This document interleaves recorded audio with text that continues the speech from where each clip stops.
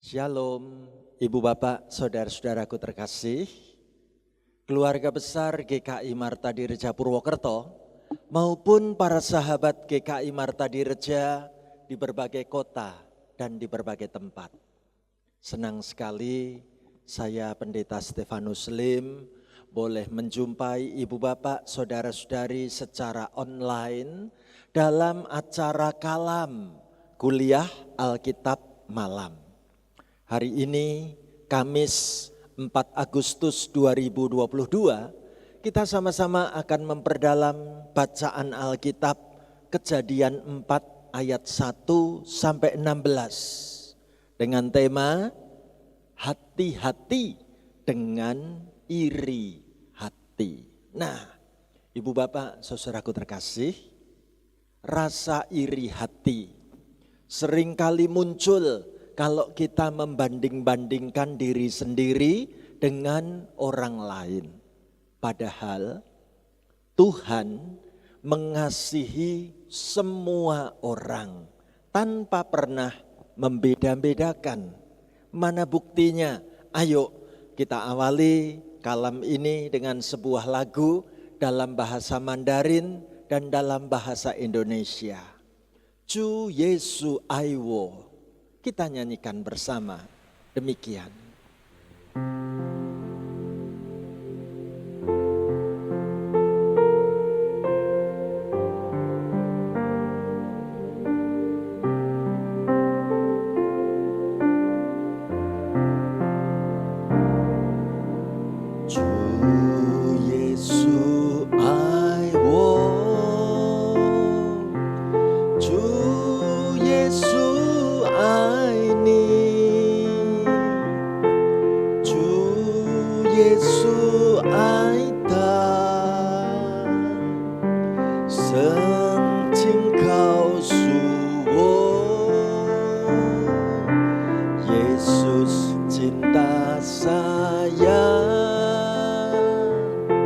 Yesus cinta kamu, Yesus cinta semuanya, firman-Nya digenapi. Chu Yesu I want,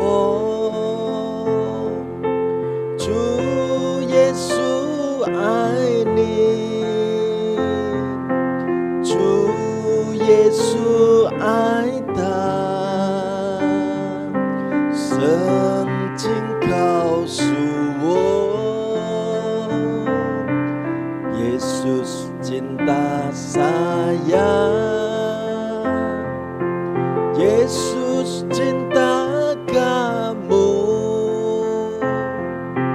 Yesus cinta semuanya, firman-Nya digenapi.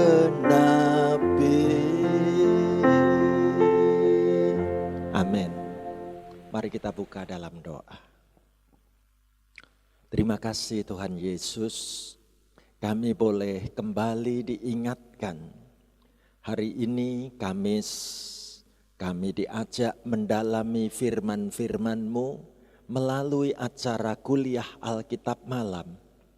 Kami juga boleh diingatkan melalui nyanyian pembuka ini bahwa Tuhan Yesus sungguh mengasihi kami satu persatu tanpa pernah Tuhan membeda-bedakan siapapun di antara kami.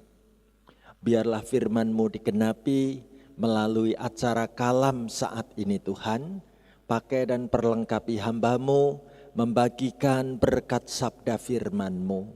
Siapkan kami semua di tempat kami masing-masing mendalami sabda firman Tuhan. Kami sambut pelayanan firman Tuhan sebentar lagi diberitakan memberkati hidup kami dalam nama Tuhan Yesus. Haleluya. Amin.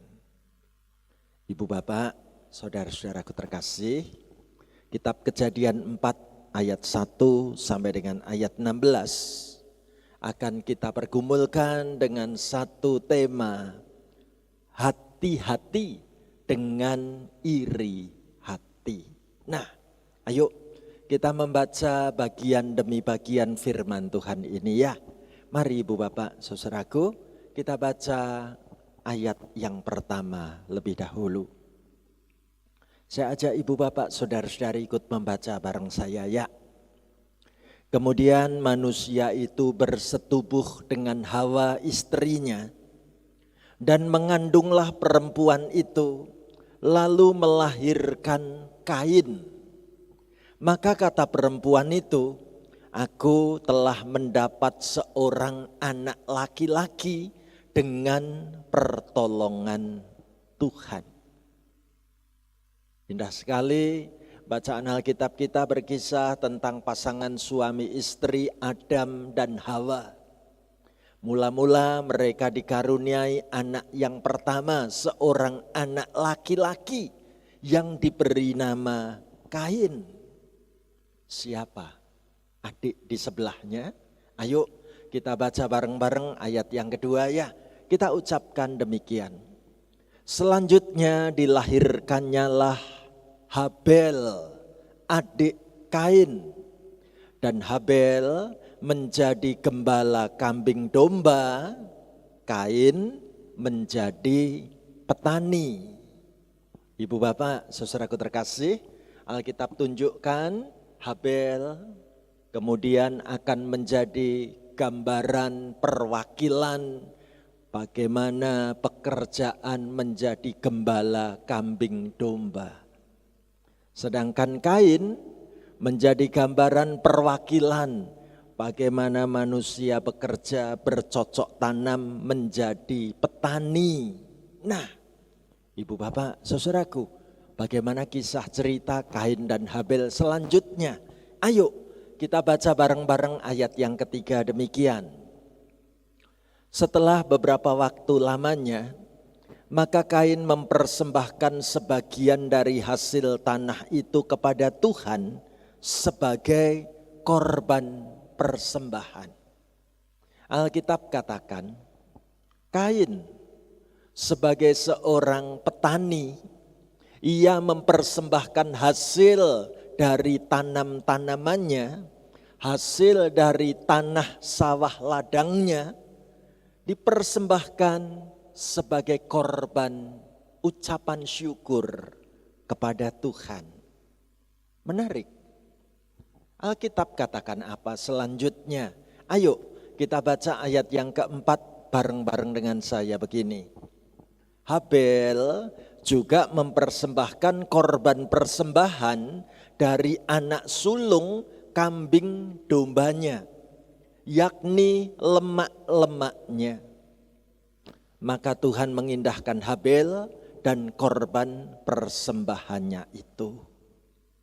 Ibu Bapak, saudaraku terkasih, Alkitab katakan bagaimana Habel sebagai gambaran orang yang beternak kambing domba, ia mempersembahkan persembahan syukurnya kepada Tuhan, yaitu anak sulung kambing dombanya.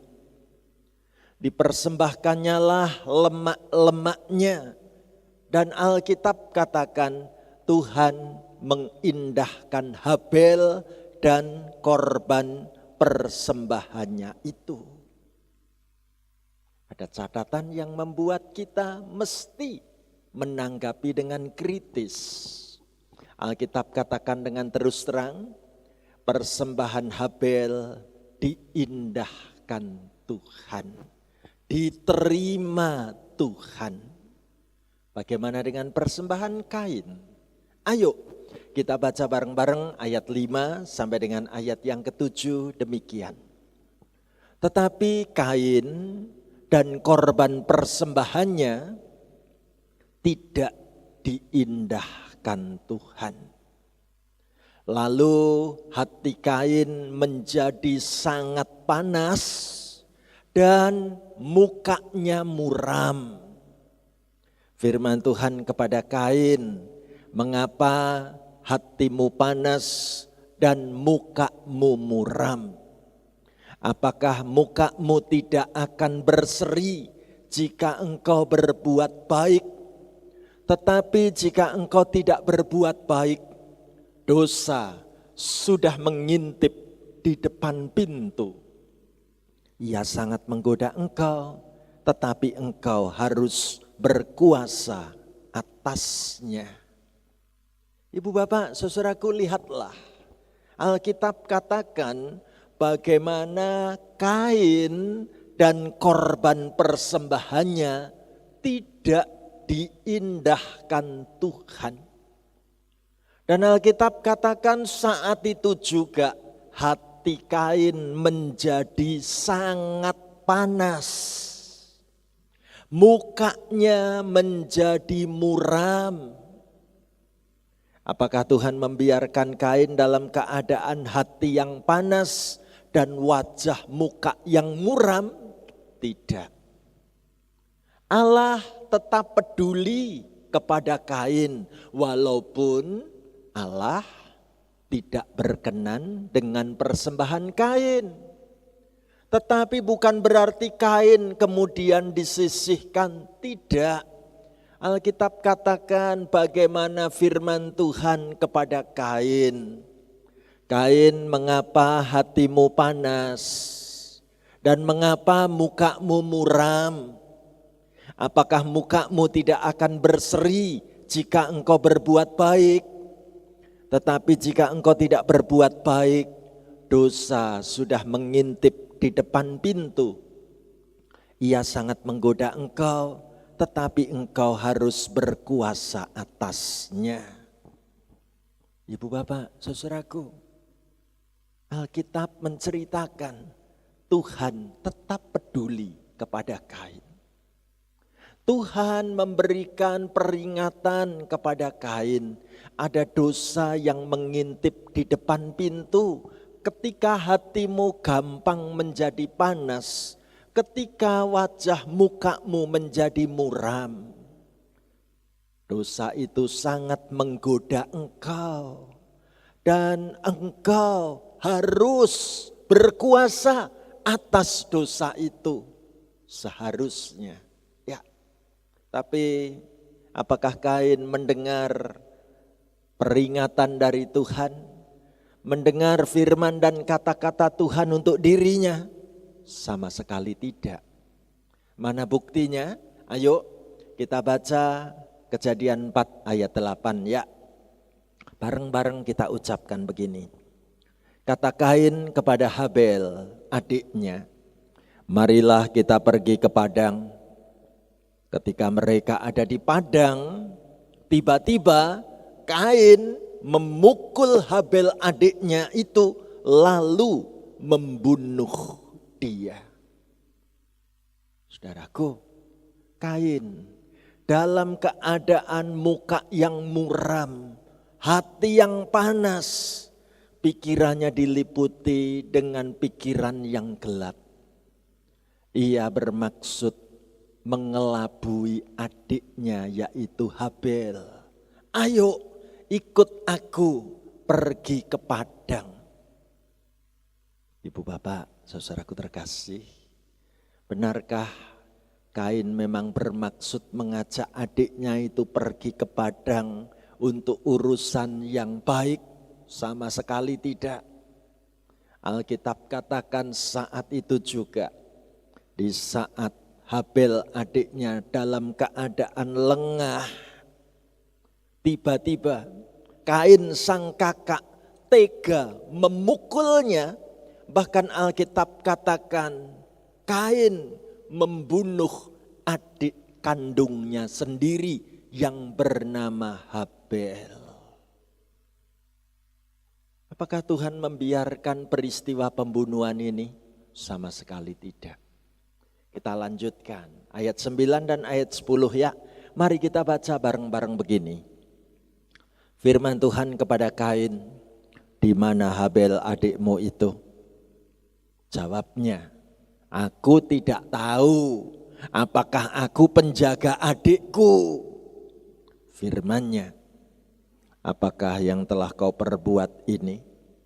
Darah adikmu itu berteriak kepadaku dari tanah. Saudaraku, di saat Kain telah membunuh Habel adiknya. Tuhan memintai pertanggungjawaban Kain. Tuhan ingin bertanya kepada Kain, di mana Habel adikmu itu? Tapi apa jawab Kain? Aku tidak tahu. Aku bukan penjaga adikku. Ya. Saudaraku, Kain tidak dapat bertanggung jawab dan mempertanggungjawabkan perbuatannya. Maka Allah mesti mengajar dan mendidik Kain. Apa yang disampaikan Tuhan untuk Kain? Ayo kita baca bareng-bareng ayat 11 dan ayat 12 demikian. Maka sekarang terkutuklah engkau, terbuang jauh dari tanah yang mengangakkan mulutnya untuk menerima darah adikmu itu dari tanganmu. Apabila engkau mengusahakan tanah itu, maka tanah itu tidak akan memberikan hasil sepenuhnya lagi kepadamu. Engkau menjadi seorang pelarian dan pengembara di bumi. Ibu bapak saudaraku terkasih, Allah menyatakan hukuman kepada Kain. Kain yang sudah melakukan pembunuhan ini, bahkan kemudian menyangkal dan tidak mau mengakuinya, mendapatkan hukuman dari Allah. Terkutuklah engkau Kain. Engkau terbuang jauh dari tanah yang mengangakkan mulutnya untuk menerima adikmu itu, menerima darah adikmu itu dari tanganmu. Apabila engkau mengusahakan tanah, maka tanah itu tidak akan memberikan hasil sepenuhnya lagi kepadamu. Dan engkau akan menjadi seorang pelarian dan pengembara di bumi. Hukuman yang begitu berat harus dipikul Kain karena Kain telah melakukan tindak pembunuhan ini. Apa yang Kain khawatirkan? Ayo kita baca bareng-bareng ayat 13 dan 14 ya. Sama-sama kita baca begini. Kata Kain kepada Tuhan, hukumanku itu lebih besar daripada yang dapat kutanggung. Engkau menghalau aku sekarang dari tanah ini, dan aku akan tersembunyi dari hadapanmu, seorang pelarian dan pengembara di bumi. Maka barang siapa yang akan bertemu dengan aku tentulah akan membunuh aku. Ibu bapak saudaraku terkasih, Kain merasa gentar, takut dengan hukuman itu, dan ia tidak sanggup menerima hukuman itu. Dalam ketakutan Kain bahwa aku akan diusir dari tanah ini, dan mulai sekarang aku akan menjadi pengembara di bumi ini. Bagaimana aku menjadi seorang pelarian? Aku betul-betul akan menghadapi hidup yang berat dan sulit. Jadi saat Kain merasa takut, nanti kalau ada orang bertemu aku, terus membunuh aku, bagaimana Tuhan? Apakah Tuhan tetap peduli kepada Kain yang sudah menjadi penjahat ini? Kita baca kelanjutannya ya. Ayat 15 dan ayat 16. Mari bersama-sama kita baca begini. Firman Tuhan kepadanya, sekali-kali tidak. Barang siapa yang membunuh Kain akan dibalaskan kepadanya 7 kali lipat. Kemudian Tuhan menaruh tanda pada Kain supaya ia jangan dibunuh oleh barang siapapun yang bertemu dengan dia. Lalu Kain pergi dari hadapan Tuhan dan ia menetap di tanah Nod di sebelah timur Eden. Ibu bapak, saudaraku terkasih, Tuhan tetap melindungi Kain. Kain yang ketakutan karena aku membunuh adikku. Jangan-jangan nanti aku juga akan dibunuh orang. Tuhan katakan tidak Kain, aku memberikan kepadamu sebuah tanda. Tanda tidak akan ada yang akan membunuh hidupmu. Supaya Kain jangan dibunuh oleh siapapun yang bertemu dengan dirinya. Alkitab katakan Kain kemudian pergi dari hadapan Tuhan. Kain menetap di tanah Nod di sebelah timur Eden. Ibu bapak, saudaraku terkasih, menarik. Kita akan mendalami bacaan firman ini dengan lebih mendalam lagi ya. Ayo, kita hari ini sangat kaget mendengar kisah cerita Kain dan Habel. Cerita tentang kakak adik kandung yang dua-duanya itu ingin memberi persembahan kepada Tuhan. Alkitab katakan, persembahan Habel diterima, persembahan Kain ditolak oleh Tuhan. Kita boleh katakan perbuatan kakak dan adik ini sebenarnya adalah baik ya. Mereka berdua sama-sama ingin memberi persembahan bagi Tuhan. Namun betapa kaget kalau akhir dari kisah ini begitu tragis, berujung pada pembunuhan pertama kali.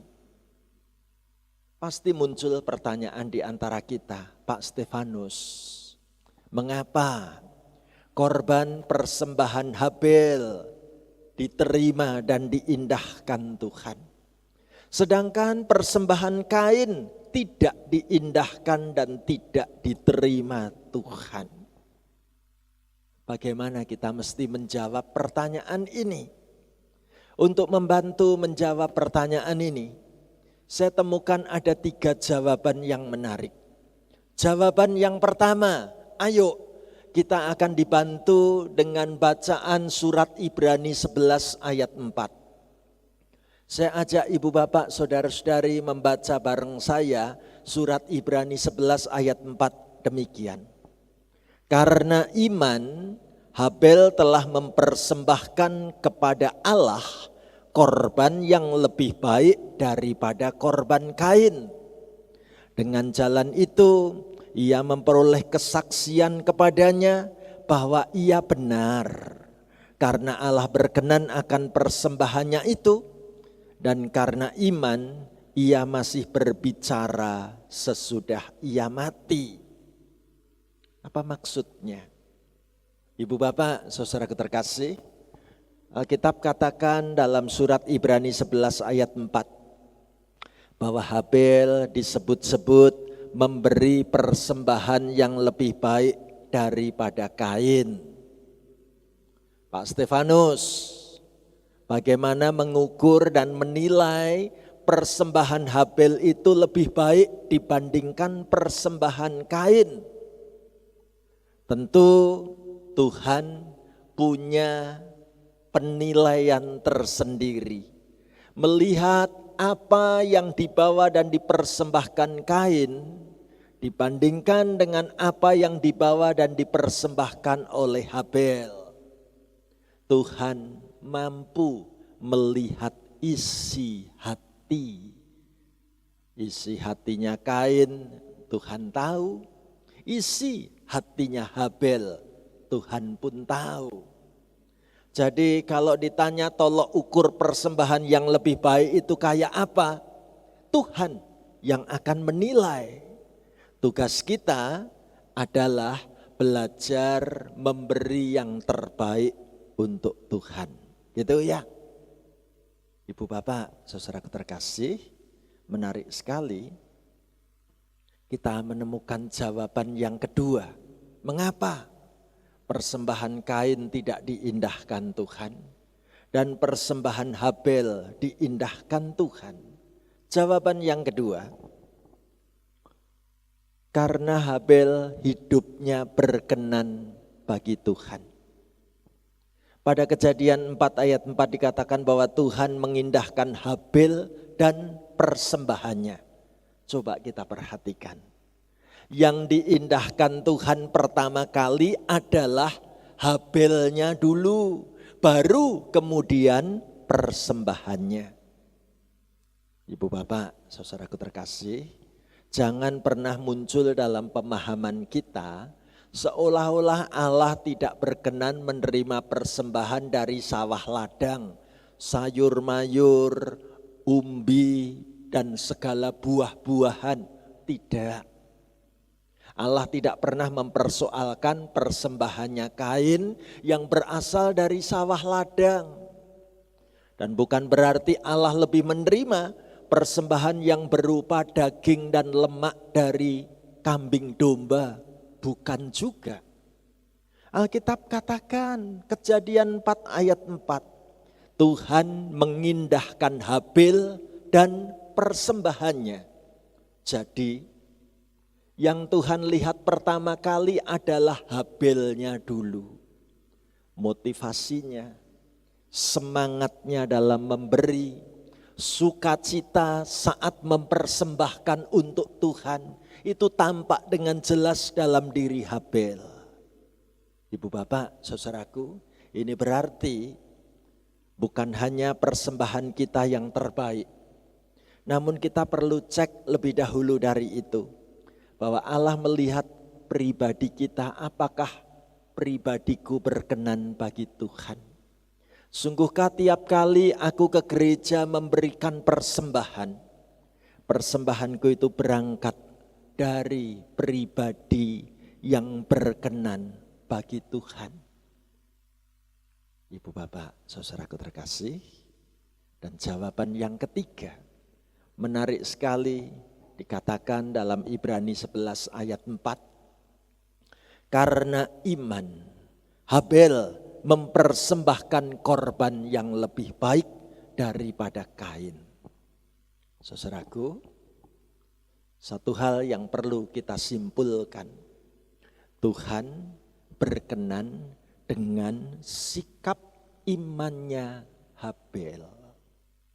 Saya mau mengajak ibu bapak, saudara-saudari membayangkan, kalaupun kita bareng-bareng ikut datang kebaktian di gereja, sekalipun kita sama-sama memasukkan uang persembahan yang jumlahnya sama persis dengan orang yang ikut ibadah saat itu, ternyata bukan cuman soal jumlah uangnya. Ya, bukan melulu bicara tentang besarnya persembahan, itu tidak cukup. Tetapi berangkat dari motivasi kita memberi. Berangkat dari rasa pengucapan syukur dan hormatku kepada Tuhan. Berangkat dari kegembiraan hatiku memberikan persembahan untuk Tuhan, bahwa aku sudah diberkati sekian lama dan aku ingin mengucap syukur kepadamu Tuhan melalui apa yang Tuhan beri dalam hidupku dan seisi keluargaku. Ibu bapak, saudaraku, Alkitab tunjukkan Kain ternyata menjadi panas hati melihat persembahan adiknya berkenan bagi Tuhan. Nah, hari ini sekaligus kita mau diingatkan lewat firman Tuhan ini. Jangan kita gampang panas hati. Jangan kita gampang dikuasai iri hati. Jangan membiarkan amarah itu meluap-luap dalam kehidupan ini. Sehingga kita bisa melakukan perbuatan yang dilandaskan hanya dengan emosi belaka. Akibatnya adalah penyesalan yang sangat berat di masa mendatang. Tuhan mengingatkan kita lewat bacaan firman hari ini. Bagaimana Kain ditegur supaya jangan sampai panas hati. Mengapa mukamu muram? Coba kita cek. Apakah aku juga sering membiarkan mukaku berubah jadi muram? Aku membiarkan panas hatiku meluap-luap dalam diriku. Tuhan ingatkan, hati-hati. Dosa jadi sangat dekat, sudah mengintip di depan pintu dan tampak begitu menggoda. Tuhan katakan, engkau harus menguasai dosa, bukan membiarkan dosa menguasai hidupmu.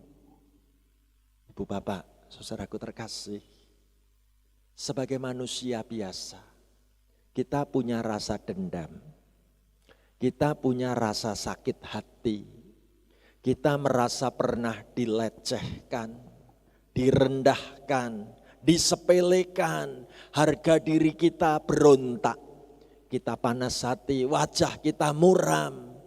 Tahukah apa yang terjadi?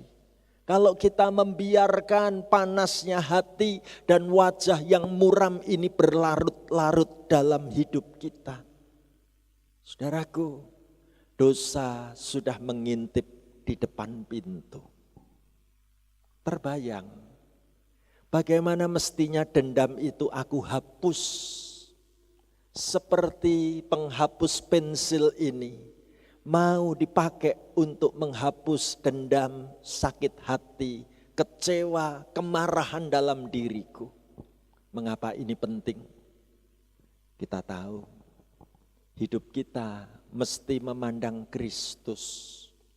Kristus yang rela hatinya disakiti. Kristus yang membiarkan dan memberikan diri justru untuk mengampuni. Bukankah ini luar biasa? Ibu bapak, saudaraku, menarik sekali topik kalam kali ini. Namun sekaligus mungkin masih ada pertanyaan di antara kita. Pak Pendeta, mengapa Kain sampai takut kalau bertemu orang lain? Bukankah kalau menurut kitab Kejadian itu, saat itu Tuhan menciptakan Adam dan Hawa. Lalu Adam dan Hawa bersetubuh dan memiliki 2 orang anak laki-laki, yaitu Kain dan Habil. Sekarang Habil sudah dibunuh oleh Kain. Persoalannya, Pak Pendeta, kok Kain jadi takut ketemu orang lain? Itu orang lain siapa? Gitu ya. Ibu bapak, saudaraku, kita perlu membaca kitab Kejadian sebagai kitab kesaksian iman yang luar biasa. Bagaimana umat Allah pada saat itu menghayati bahwa Allah menciptakan manusia di tengah-tengah dunia ini. Namun umat Allah ini sebenarnya juga memahami bagaimana di luar sana belum pernah ditelusuri dan belum pernah dilakukan penelitian, belum ada sarana transportasi untuk mengenal keadaan dunia yang luas. Maka kita bisa melihat bagaimana kitab Kejadian ini mau mengkisahkan manusia pertama kali yang ada di Taman Eden. Ya, di tempat lain mereka enggak tahu. Ya, jadi kalau Kain takut dibunuh oleh orang lain itu sangat logis karena pengetahuan mereka tentang keberadaan manusia ya hanya secara lokal di wilayah Taman Eden itu. Di luar sana kita enggak tahu. Ya, Ibu bapak, saudaraku, itu sebabnya Kain sangat takut kalau nanti ketemu orang lain aku dibunuh. Lalu Tuhan memberi tanda. Menarik, kalau tadi kita perhatikan tandanya menurut yang membuat gambar ini kreatif banget. Seolah-olah di dahinya Kain dikasih tanda merah. Kita jadi ingat orang-orang India. Ya, bagaimana orang India juga menaruhkan tanda merah di dahinya. Ya, atau kita boleh melihat bagaimana orang Bali menaruh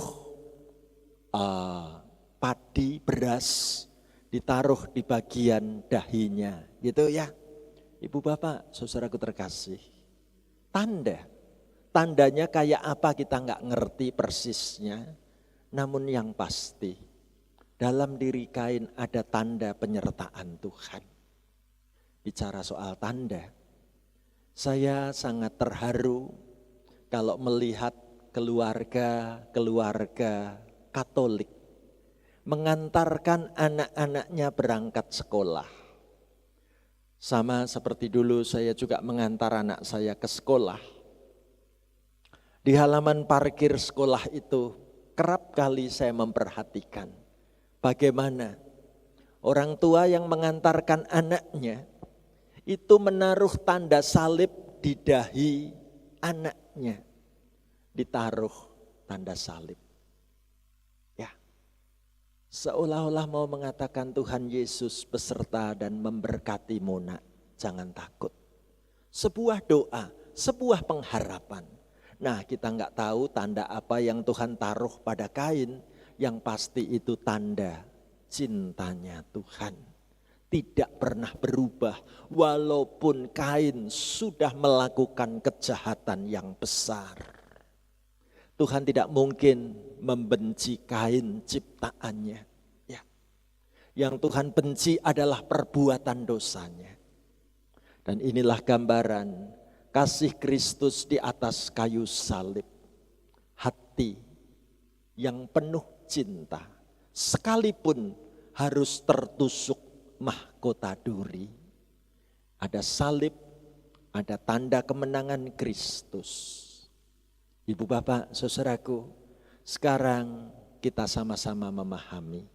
Dari Kejadian 4 ayat 1 sampai 16, Tuhan mau ingatkan saudara dan saya, hati-hati dengan iri hati. Jangan suka membanding-bandingkan diri dengan orang lain, karena itu menyakiti. Jangan suka untuk merendahkan diri sendiri dan menganggap diri ini tidak ada gunanya. Ketika kita suka membandingkan dengan orang lain, tiap orang disayang Tuhan. Saya disayang Tuhan, engkau disayang Tuhan, kita semuanya disayang Tuhan. Ayo, gak ada lagi rasa iri hati dalam hidup kita. Yang ada adalah kesaksian iman. Ju Yesu aiwo, Ju Yesu aini, Ju Yesu aita, Seng Jing Kau Suwo. Kita nyanyikan lagu ini bersama-sama.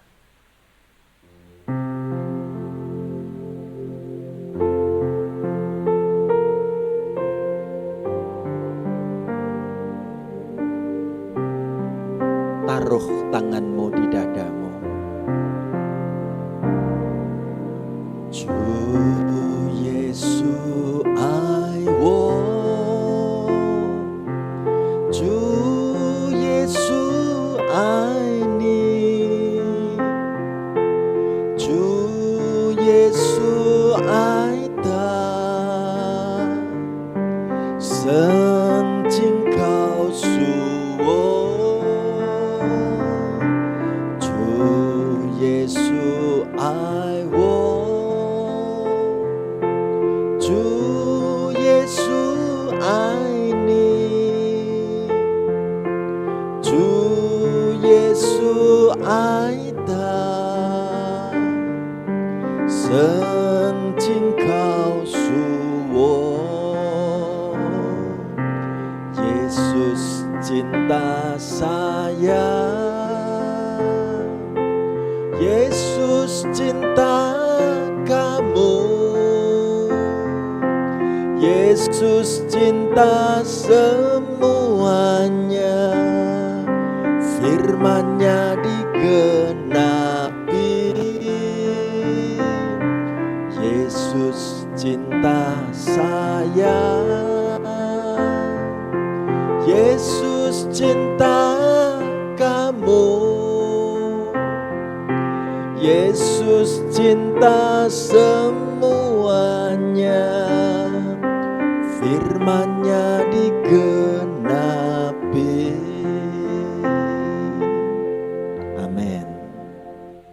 Mari Ibu Bapak Saudaraku, kita tutup dalam doa berkat bersama-sama ya. Kita berdoa.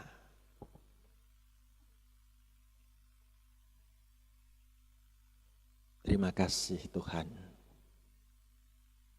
Hari ini Tuhan beri kesempatan kepada kami untuk merenungkan firman-Mu, agar kami boleh mengasihi keluarga kami dengan lebih baik lagi.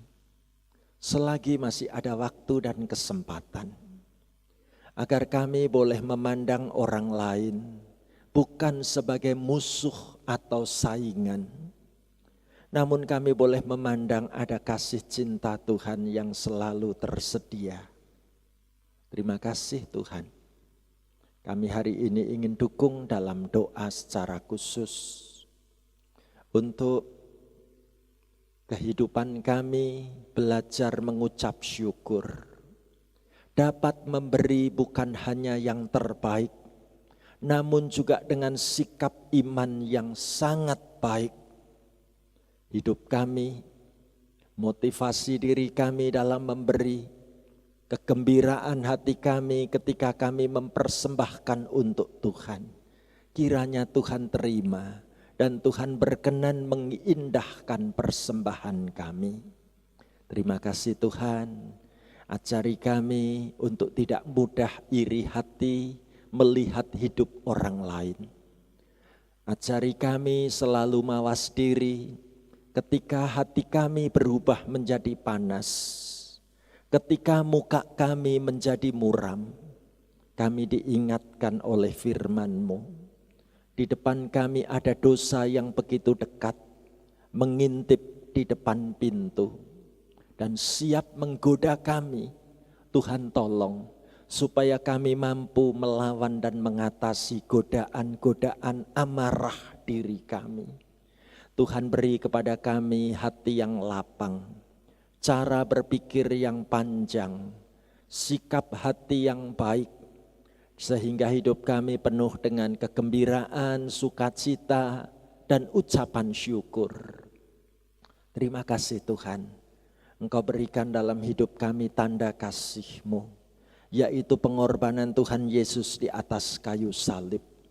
Kami akan berjalan dengan iman.